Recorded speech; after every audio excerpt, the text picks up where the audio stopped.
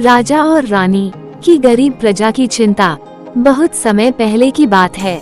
सूर्यनगर नामक एक समृद्ध राज्य था, जहां राजा विक्रम और रानी सुधा न्यायप्रिय और दयालु शासक थे। राज्य में सब कुछ था, ऊंचे महल, सुंदर बाग बगीचे और सोने से सजे मंदिर। परंतु महल के बाहर की दुनिया उतनी ही कठिन थी। वहां की प्रजा, विशेष रूप से किसान और मजदूर, कठिन जीवन जी रही थी। एक दिन रानी सुधा महल की बालकनी से बाहर देख रही थी। उन्होंने देखा कि कुछ औरतें अपने सिर पर भारी घड़े उठाए मीलों दूर से पानी ला रही थीं। बच्चे फटे पुराने कपड़े पहनकर धूल में खेल रहे थे। उनके चेहरे पर भूख और थकावट साफ झलक रही थी। रानी ने राजा विक्रम से कहा, राजा जी, क्या आपने कभी सोचा है कि हमारी प्रजा किस हाल में जी रही है? हम महल में सोने की थाली में खाना खाते हैं और वहाँ लोग 2 वक्त की रोटी को तरस रहे हैं।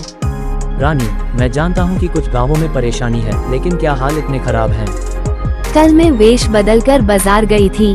वहाँ एक बूढ़ी औरत मुझे रोटी के कुछ टुकड़ों के लिए लड़ते हुए मिली। अगर यह हाल है तो हमारा राज्य केवल महल तक सीमित क्यों है? राजा चुप हो गए। रात भर उन्हें नींद नहीं आई। सुबह होते ही उन्होंने राजसभा बुलाई और राज्य के प्रधानमंत्रियों से कहा, अब से हमारे राज्य की सबसे बड़ी प्राथमिकता प्रजा की भलाई होगी। मैं खुद गांव-गांव जाकर देखना चाहता हूं कि क्या हालात हैं। अगले ही सप्ताह राजा विक्रम और रानी सुधा साधारण वेश में निकल पड़े।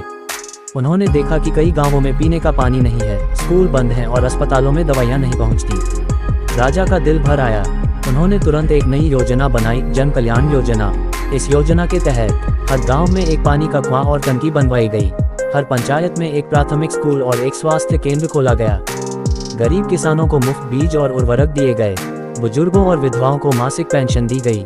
रानी सुधा ने औरतों के लिए स्वरोजगार केंद्र खोलने की शुरुआत की, जहां महिलाएं सिलाई, बुनाई और अचार बनाना सीखती थीं। कुछ ही महीनों में इन चीजों को बेचकर महिलाएं आत्मनिर्भर बनने लगीं। 1 साल के अंदर सूर्यनगर की तस्वीर बदल गई। जहां कभी भूख थी, वहां अब मुस्कानें थीं। बच्चे स्कूल जाने लगे, महिलाएं आत्मनिर्भर हो गईं और किसान खेतों में मेहनत से अनाज उगाने लगे। राजा विक्रम और रानी सुधा को अब प्रजापिता और मातृ रानी कहा जाने लगा। सच्चे शासक का कर्तव्य केवल शासन करना नहीं, बल्कि अपने लोगों का जीवन बेहतर बनाना है।